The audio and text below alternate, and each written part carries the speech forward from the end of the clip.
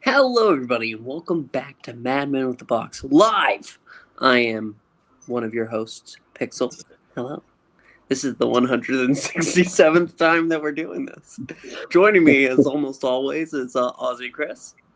I'm dying in here. It's too fucking hot. I'm sorry. Event 1 would probably be a breeze compared to what I'm experiencing right now. What? Event 1 would be a breeze compared to what I'm experiencing right now. Below, you can see Gevain of Animated Concept. Strolling through season 5 of Stranger Things. This is it. Really? Is it dropped already? Oh boy. Yep. I can't wait for those 50-year-olds to play teenagers. Leave him alone. Mike has finally grown into his looks. Oh, he does. Are you liking it? Fucking, like, gangly.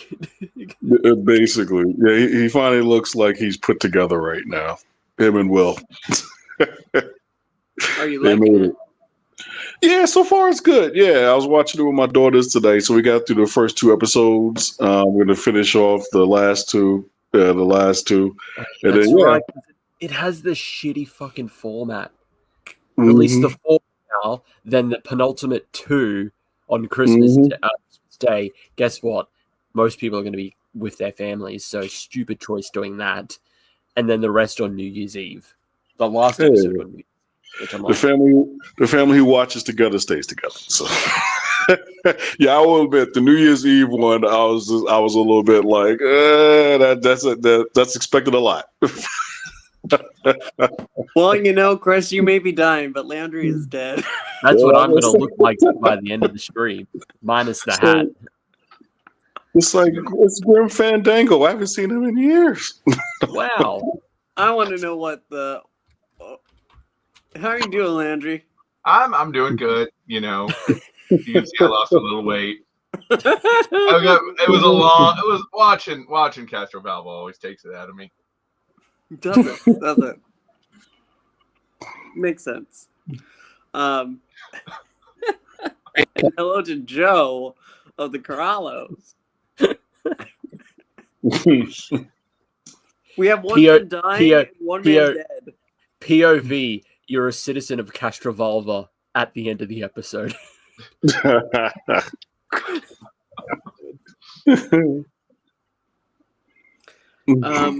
So the gang's all here. Do we have news? We do. Pixel, we're going to start with an exciting piece of news that is going to be occurring on the 12th of December. 12/12 for, guess what? Series 10 soundtracks finally releasing! Wow, it only took them... how long? Too many years. I'm going to see when Series 10 was, because that was just like the recurring meme of just like, Series 10 soundtrack, where is it? Come on, where is it? I mean, there were... I love the Murray Gold. Wait, it's the season 12, right? Wait. 10. No, it's not this one. It's the new... Oh, Series 10 soundtrack is what we're finally getting. Yes. Yeah. After... we've been waiting for this for years. 8 years. That's great. Okay, that is good news. I thought we were getting... They're like, oh, we're doing the season, whatever we just had. Season 2 soundtrack, and I don't care. There's no good music. You don't like 15's theme being used 3 different times in the same episode? Oh, and you know what? I don't dislike his theme. It's the only good track Murray Gold did on this one. I like it. It's fun. It's whimsy. Yeah. It's what, but it being used 3 different times in like a single episode, it just takes me out. I've found Murray Gold's music so consistently inspiring through the previous seasons. There's always at least 2 or 3 tracks that I will put on loop. I mean, I still listen to Shepherd's Boy over and over again when I'm working on different things. Nothing other than 15's theme, which was good. Nothing spoke to me with these last 2 seasons at all, which was a huge disappointment. When I heard Murray Gold was coming back, I thought, oh, this is great. I'm so happy. No, I got nothing out of it. You know, there actually was a piece of I don't know if it was news. There was something that there was an interview done with Murray Gold, and something about his verbiage almost implied that whenever Steve Moffat left, he didn't want to go. Like, he was told basically, "Hey, you're done." And it's like, oh, okay. I think it was just it was just a revamp. Yeah. Like, everything needed to be new. Everything. I'm very music and soundtrack driven. I think that music is I love the music of the 2005 series onward until recently. But I feel bad for the composer who followed up Murray Gold, because there was no path to success there. And there are a couple okay pieces in there, but nothing worth writing home about, nothing worth listening to over and over again, which is something you want out of this stuff. Yeah. But Series 10 is good news. That's good news. Yeah. And it's going to be releasing on 12/12. That's perfect. But let's go ahead. But no vinyl though. It's just CD and digital. But no How are vinyl. we not getting an 8-track of this? Nah.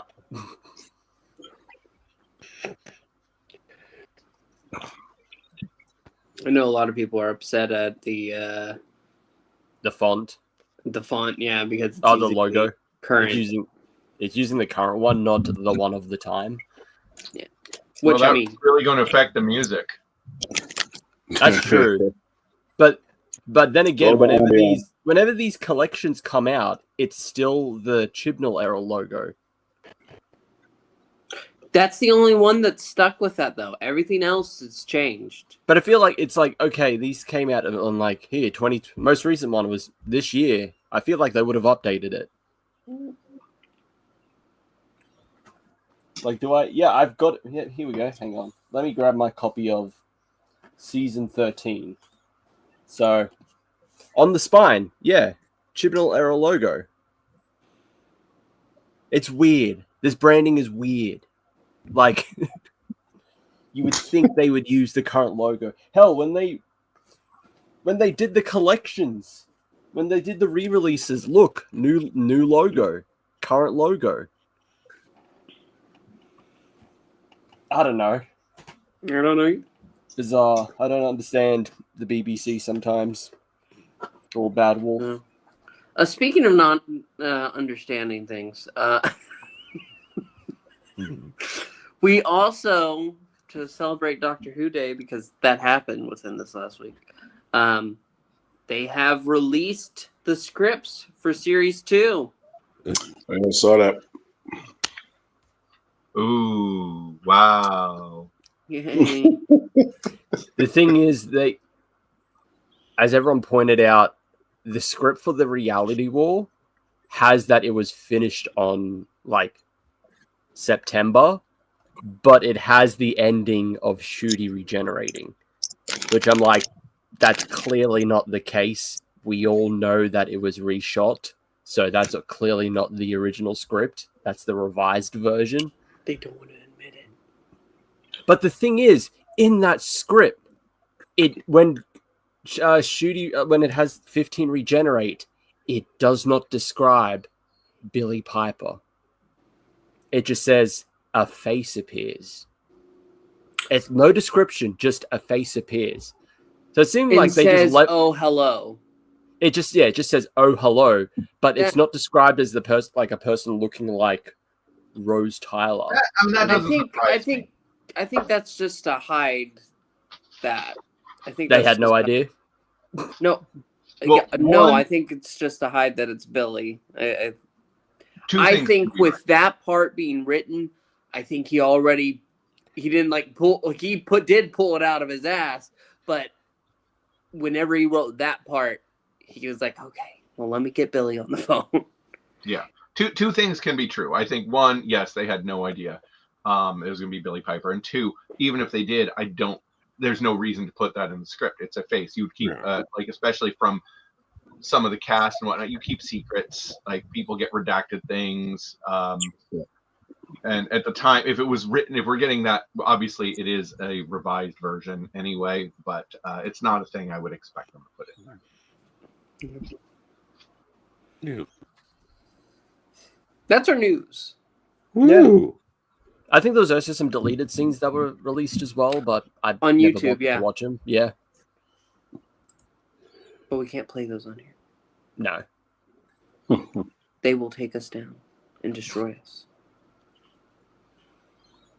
I've asked them. They said so. Yeah. But let's go ahead and talk about our topic today, which I actually didn't bring up at the beginning. Castrovalva. We talked about Rose last week, and so we just decided, you know what? Let's go with a classic season starter. First a Doctor's first episode. And Castrovalva was one that we ultimately decided on. And, you know, usually I go head down, but Chris, I think you should start us off this week. I see how it is. Yeah. Wow. Change the Because format. you're Australian. We have no structure here. I see how it is. Chaos. You want chaos to reign. I'm dying in this heat, and you subject me to this coup. Time will reign. It's summer for you, isn't it? It's actually 3 days left of spring, but summer is already here. I have 2 fans on, and I am still dying. I've one pointed at my feet. And I'm still dying in this heat. I'm just gonna have to go get like just a portable aircon because I'm not gonna survive. I'm just gonna be a melted puddle in my bed. Okay, so Castrovalva, the debut story for Peter Davison as the 5th Doctor. However, it actually is not his first episode that he filmed. It was actually the next episode, which we have reviewed, and I did mention, Fall to Doomsday was actually his first episode because of how the blocks worked. But yeah, so his first episode as the Doctor, our return of a 3 trio, pretty much a 3 trio companion group. My thoughts on this. This was my first episode of Peter Davison. And no, it's my favorite classic Doctor. I love him. I've met him. I've got the 5 Doctors signed by him. The episode itself, I think, is, as an introduction to the Doctor, it's okay. As an episode overall, it's okay. It's kind of just it is there. It's just there to just set the new Doctor up, and that's it. And it does start the problem which they have with returning, having 3 companions in the for this Doctor is they don't really know what to do with most of them at the time. So it's like, okay, Adric is captured.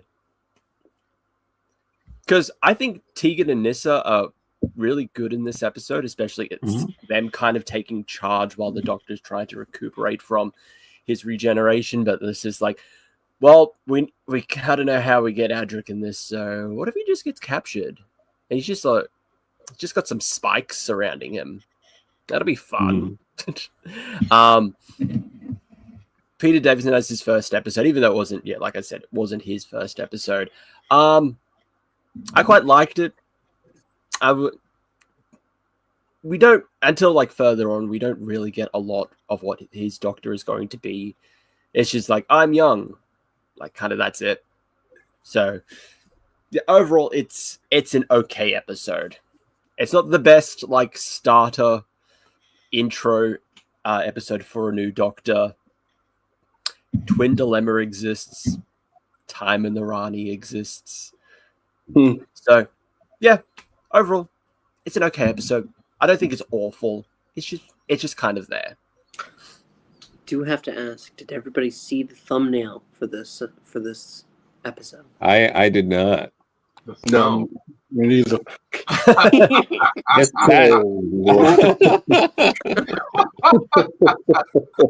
Well done. Well done. You know, having like listened to like the Big Finish stuff, like Adric is the trio is kind of like it's iconic, that group 5 Adric, Nissa, and Tegan.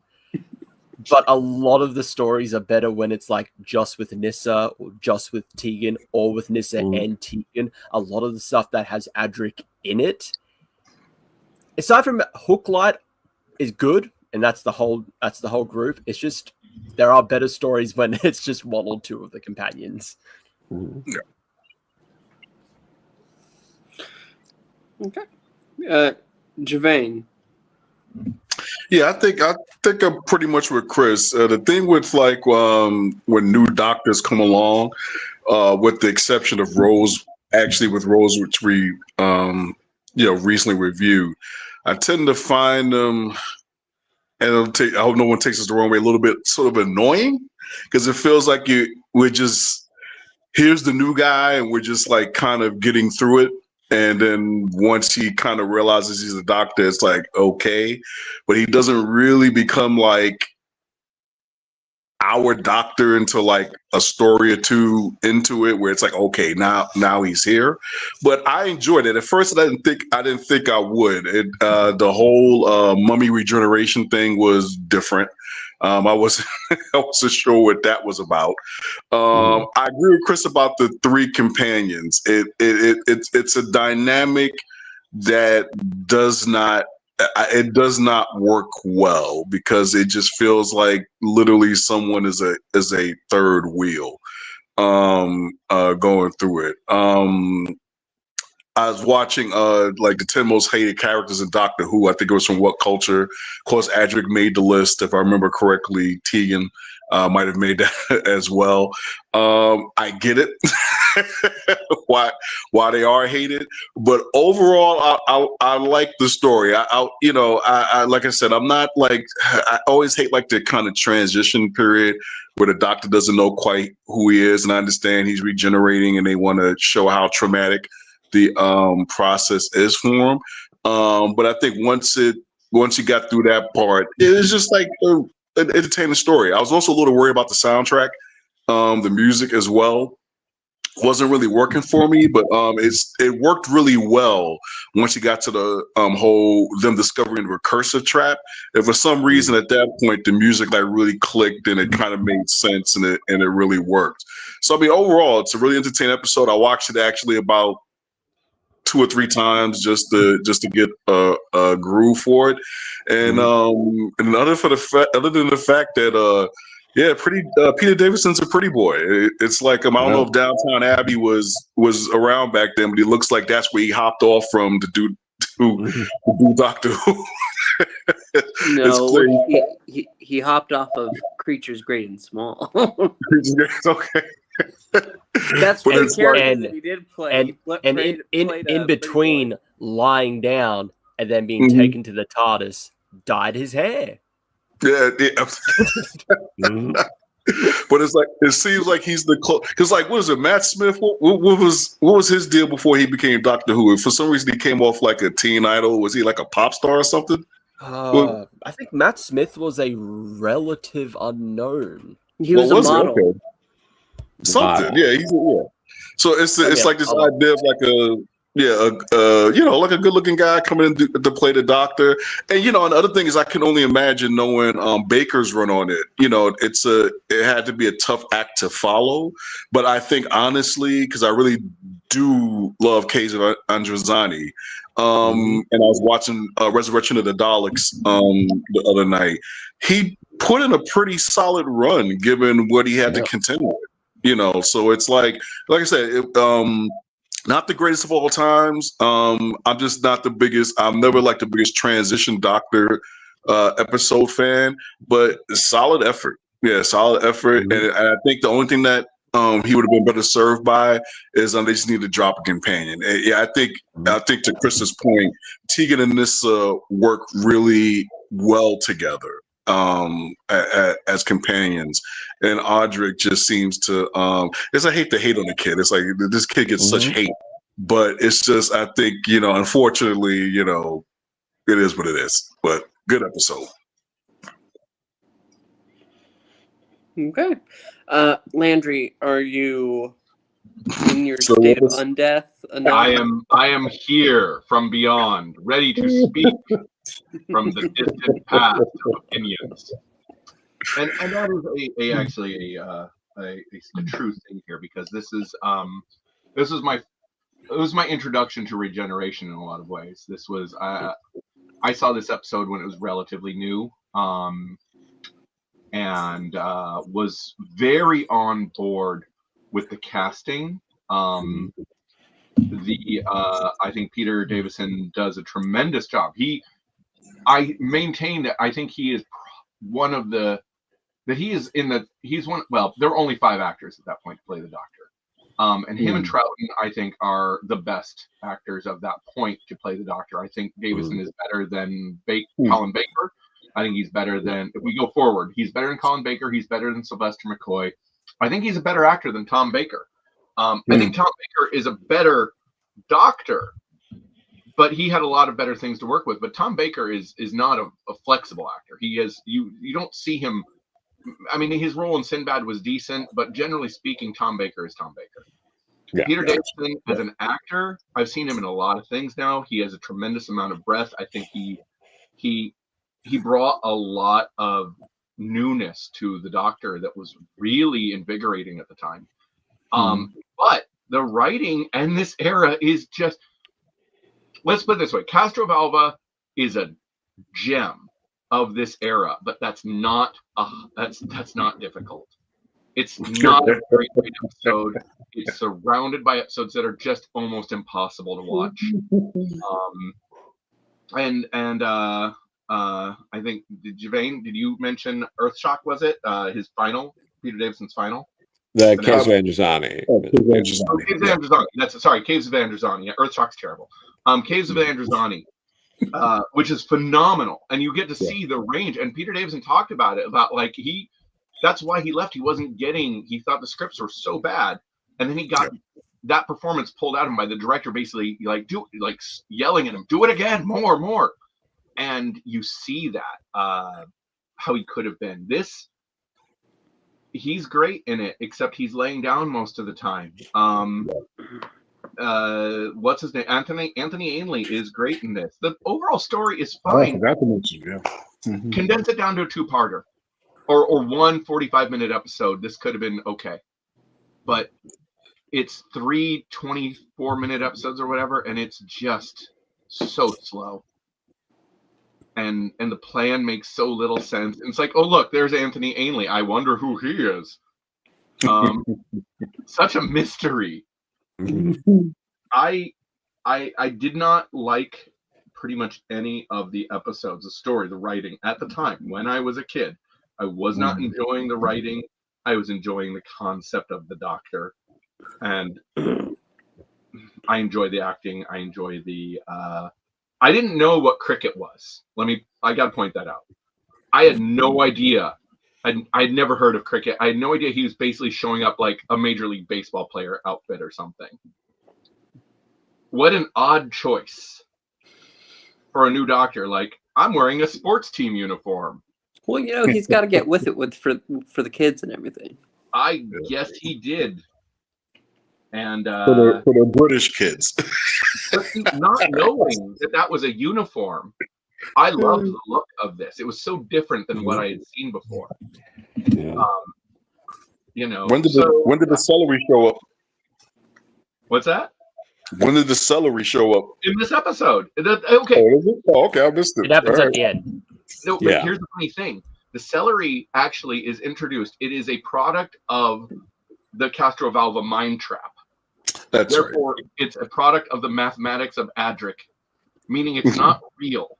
Yet it still exists after Castrovalva has collapsed, and he puts on his lapel and wears it all the way to his last episode. And it's not real. Yep. We just, that's weird. So that's my take. Okay. Thank you for your dead man's take. Yeah. Joe, the Corallos. Yeah, no, I really like Castrovalva. I probably like it the most here. Well, first off, it is almost without question for me, the third best of the, in the upper half of the classic first stories. Like Unearthly Child, that first episode is probably the best, just classic first Doctor sort of appearance. But I mean, what do you think? Dalek is the first Doctor story, right? But for me, it's like a rough order for me right now. I don't know. It could change. Is Spearhead, Power the Daleks, then Castrovalva for me. Like this is more interesting than Robot, and obviously, Time in the Ranny, Twin Dilemma. Twin Dilemma. Like that's like, it's and the full first serial, the first Doctor. I would put this over all of those. What I really like about this story, first of all, is this era, unlike most of the previous eras at all, like the continuity was so tight. It was different. Yes. It was very like this is the only regeneration story really in the classic era, and more or less in the new era, that it's an immediate sequel. We're still dealing with the same villain in the regeneration. That was really interesting. The Master feels dangerous here. After this, there's issues with diminishing returns, but here, in terms of his like trilogy here, where he makes his triumphant return, and he has Adric, like that's like, you watch previous Doctor Who stories, a companion's not captured by the Master for 3 episodes. That's like not a thing. This was really different and did new things. The cliffhanger for the first serial episode, way different than any. When is the last time in the classic era before this that it was a story where the first cliffhanger is the Master's about to blow us all up right now? That is a penultimate cliffhanger, but they did that first. Like, and I'm sure this was all like intentional. Like, let's do something different. Let's do something refreshing. The hard science. I mean, it is a bit wibbly wobbly, but like this was science fiction. The recursion bit and all of that. The really dark ending with they physically rip the Master apart is the implication. Like that was incredibly dark, and yet somehow understated. Just doing a full episode in the TARDIS, more or less, having the continuity of the TARDIS and building on it from the previous season. Like there, for me, the supporting cast, Murgrave being, Michael Shreed, who is one of the best, like, sort of recurring actors, in some of the best stories, like, Pyramids of Mars and Remembrance of the Daleks. I know he's also in The Invisible Enemy, but you know what I mean. Just like having a strong supporting cast, just all of this stuff, like, and this is John Nathan Turner's real first go at it, because now he had his Doctor. It was his Doctor, every one of his companions, his Master, and I think they did a really good job overall. I think, there's issues with, like, the script at certain points, but the story, the ambition, what they were trying to do, doing something different that just felt like we were in a completely new era with the Doctor. Like it really did. Yep. Okay. I guess that means it's my turn now. It's fine. Listen, when it comes to having. I mean, Joe's right. Out of all of the classic opening stories for the Doctors, this is the third best. Yeah. I mean, yeah. I've always liked to. I have a love-hate with it. Whenever you have the Doctor, he's having the issue, having his issues, wanting to get to the Zero Room, and he starts kind of short-circuiting into other Doctors. Yes. How Jamie. Yeah. I like that. Yeah. But I also feel like it's putting a little too much corn, you know, a little too cheesy. But I like it still. That's the part that it stuck with me the first time I saw it, and now I've seen it a few more times. Yeah. The Master is good in this. He really is. I'm trying to think about. Yeah. So when I made the thumbnail tonight, I was going to go ahead and just do like a typical, just grab a few stills from the show, cut people out of the scenes, and just put them on the cover.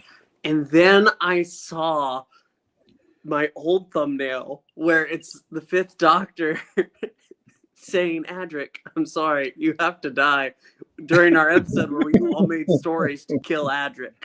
And when I saw that, and then I remembered him being strung up against the wall and the Master started, I was like, I know what I'm going to do today. Because Adric just sucks. And you know what? He actually is trying this episode not to suck. Like, he gets captured, and he's like, well, in the Zero Room, I was able to reach out and warn them. The Master's like, I don't care. I don't understand the hate towards this kid, bro. What did he do to him? He's really annoying. I mean, there were a lot of reports from both Tom Baker and Lala Ward that he was absolutely terrible to work with. That he came in and just started correcting everyone, like, oh, you don't understand Doctor Who the way I understand. Because he was one of the first super fans to work on the show. And so he came in with this whole super fan attitude. I don't know why the fans reacted. Well, I do, because I was one of them, and we hated him. We all hated him. We cheered when he died. My friends and I, we were so happy when he died. Well, I also voted for Robin to die in that Batman comic. So, you know. That's the common thread, because I feel like if Jake Lloyd show up, or this guy, whoever played Audric, Matthew, whatever his name is, like, hold my beer. Yeah, it's like we just didn't we didn't like him. He was just way too like arrogant. Like, I know higher mathematics and I am super brilliant. And you know what, that bit where he's talking to the police officer and he's like, we're the aliens you've been looking for. That's most of his performances. They just come off really smarmy. And you know, but actually, now you're making me support him, because he does that to distract them. I know he does that in that instance. That's a good thing. He's doing a good thing. He still just sucks. It's just his performance. Two things can be true. and they left him. Writing and direction. And I mean, I think we see a lot of problems like that all over the place with this era. This is not. There's a lot of good in this, but there's just a lot of bad in this era of Doctor Who for me. Oh, man. Overall, like I said, this episode is fine. It feels kind of clunky sometimes with the writing. Adric's annoying, even if he's strung up for 3 episodes. Still, I still see him too much. But no, I do like Peter Davison as the Doctor. He does very much, because he is such a young choice. Yeah. It does feel very much like okay, let's go with the pretty boy this time. Yep. Enough old distinguished gentlemen. Yeah. But overall, it's fine, solid. You got fun facts for us, Chris?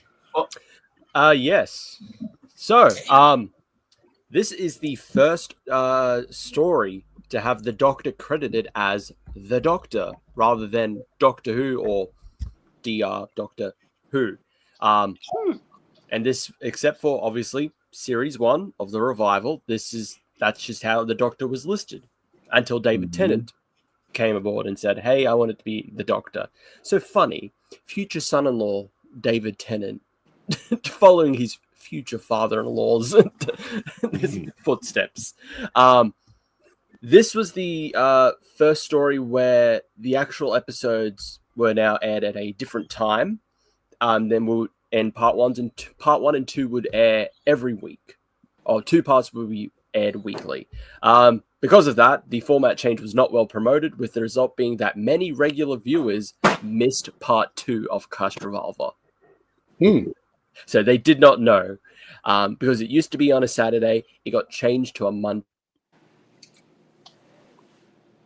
Which I feel like that was the slow start of like BBC just wanting to like push it away. Push it away somewhere. For the final scene, the script called for Adric to look pallid as he was still recovering from the effects of imprisonment by the Master.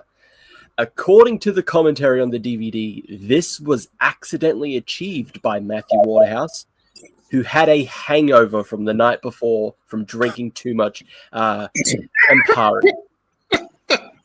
While the cameras were filming the Doctor and Tegan in conversation about who landed the TARDIS, Waterhouse threw up behind a tree. That's So Andy's a lush? No. Yeah. When filming a scene that required the Doctor to eat a piece of celery, Peter Davison immediately spat it out on the first take due to his intense dislike of the vegetable. I knew about that one.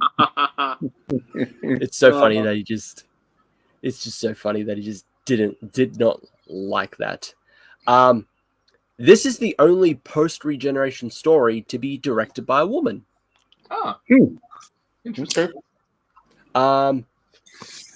Elizabeth Sladen and Louise Jameson, who played Sarah Jane Smith and Leela respectively, were asked to reprise their roles in order to ease an audience into the new Doctor. However, both of them were toned it down due to scheduling issues. So, that's what we needed, was 2 more companions in this. Yeah, so Star Beast count though? I mean, What? technically, I guess. Oh, post regeneration. it's the first episode after. I guess, but regeneration would be the Crack in the Wall episode.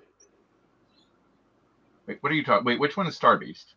The first of the 2023 60th anniversary specials. Yeah, 60th anniversary specials that David Tennant came back for. Oh, I mean, technically, yes, it's post regeneration, but the problem is they also added stories in between Power of the Doctor and the Star Beast, so it wasn't directly after. Even though the Doctor says like an hour ago, I was a woman. I was a really a woman. Oh, that one, right? It is technically. It's technically post regeneration, but the thing is, it's not his first actual like adventure after regenerating. You know what threw me on that one is that I'm pretty certain Capaldi was the last Doctor that we ever saw. And so I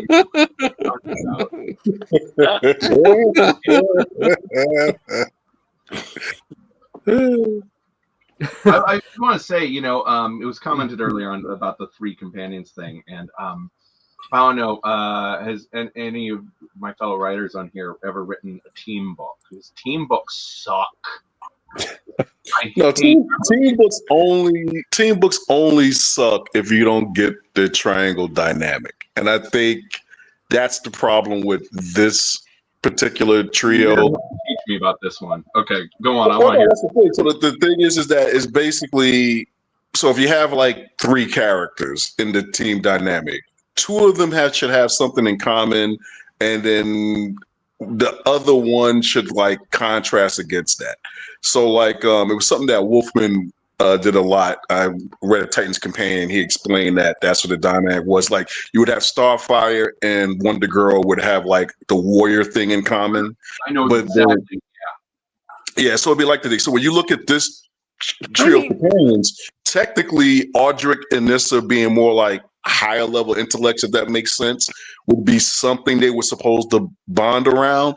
But Tegan didn't really make sense in terms of connecting in any way with the other two. To me, I disagree. Tegan and Adric both have the common thread of being really annoying. Okay, I'll give you that, but that's not a positive characteristic. Excuse me. How dare you insult our Australian representative in Doctor Who? How dare you can insult Adric. I don't give a shit. But Tegan, how dare you? I like Tegan, but I just want to say, Gevain, that is fantastic. I wish we had talked about this in 2010. I really could use this advice. I'd never heard this. And as soon as you said Titans and you said Donna Troy and Starfire, I knew exactly where you were going with it. I wrote The Incredibles, like 20 issues of The Incredibles, and oh my god, it made me miserable. It's the worst. Like, is balancing that, budgeting that dynamic is so hard to do. So I have a little sympathy for the writers in that regard. I mean, it's still a casting choice, a directing choice. The writers didn't choose 3 companions. It's a hard thing to balance, but that's good advice. I'm glad to have heard that. Oh yeah, no, yeah, it's the best way to do it. Yeah. How is this the first time that I'm hearing this, Landry? What? That you wrote The Incredibles. I've written a lot of stuff, man. I love The Incredibles. Yeah. I worked on it with Mark Waid for a bit. It was fun. So back to fun facts. Yes. And one more before we get into ratings. Peter Davison liked the story's complexity, but wasn't sure what it was about. Fair. I like that fact because it always reminds me I think there was an interview where Carl McLaughlin was talking about Twin Peaks, and it's just like, I don't understand it, but I like that fans are passionate and like it. Yeah. Which I'm like, I get you. I'm a fan of it, and I also don't understand it either. So, but I guess we'll get into ratings. Are we going to follow your? Yeah, you got to give us your number, sir. I have to go first. Wow. Yeah. Wow, make the foreigner go first. Jeez. It's true. I would have to give this, I'd say 6 out of 10. Like, it's above average. It's okay. Overall, yeah. It's just an okay story. Okay. Gevain? Yeah, I'm gonna give it a 7. And that's more because I think to Joe's point, you can tell that this is setting up something very new. I think Peter Davison, given what the Doctor was before this, he inherits a mantle and he carries it well. And I think Davidson's performance for me, not only just in this, but I think throughout the run, like to Landry's point, like a lot of scripts could have been better, but Davison really overcame a lot of that. So I think, yeah, for me, it was a 7. It's something where I watched it, I enjoyed it, I see what they were trying to do, and it's just a really kind of like a joy to watch, and I think they were going for trying to set up something new after a very long period of something that had been firmly established, and I think they did a good job of establishing that at bat. So yeah, 7 for me. Okay. Landry, come back from your undeath to tell us. I have to echo Gevain pretty strongly on this one, a 7 as well, for all the same reasons. I want to put a caveat though. I think that because a lot of why I give this a 7 is performance, and the boldness of doing such a different Doctor in the wake of the most popular Doctor, the iconic Doctor of his era.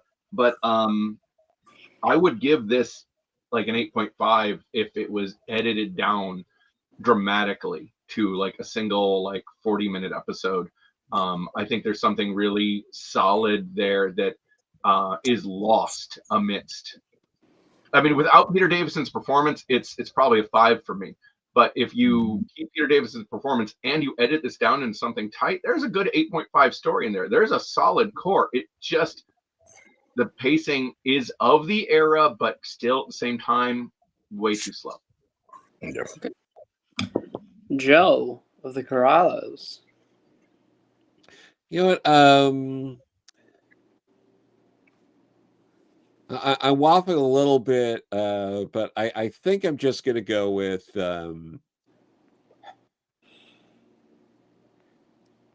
I definitely like this. I think more. I'm going to give this an 8.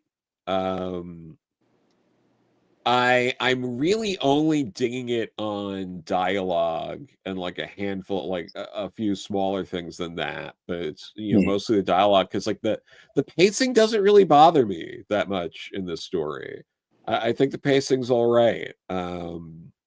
It works for me because it's such a different story, and you really can't compare it to much else in the classic era. This almost feels ahead of its time in a lot of ways. Like, this feels more like a Big Finish story than the live action, doing like recursion stuff, like that sort of stuff. I could easily see that having it been like if you told me that was a Big Finish story, not like a live action one, I would have gotten it. Like, it just feels there is something there. It's far from perfect. It's the dialogue and a handful of other things drag it down a bit, but I'll give it an 8. And if it were a Big Finish story, I wouldn't have to see Adric. There you go. Look, this story had such an impression. It showed up in, which one was it? Avengers Infinity War. Well, apparently someone didn't like Doctor Strange either, because it was the same setup. This is I'm gonna go 6.5. Okay. I think 6.5, because I think it does garner a little more than a 6, but I can't really say it's a 7. So 6.5. I'm so glad I explained numbers. Yeah, I didn't know the difference between 7 and 6.5 You until now, and have it really helped. our ratings. We want to, I think that's our show. So we want to thank you for liking and commenting and subscribing, which you're going to do now. We will not be here next week. Oh, okay. Pixel goes away. It's going north. So we will not be Oh, here. lots of planets have a north. Oh. Lots of planets have a north. But we will be back the following week, as long as everything goes well. As long as Doctor Who's still here. No. There's no guarantee of that. We know that. Yeah, there really isn't. All right. But thank you so much. We will see you next time here on Madmen with the Box. Bye-bye. Bye. Allons-y.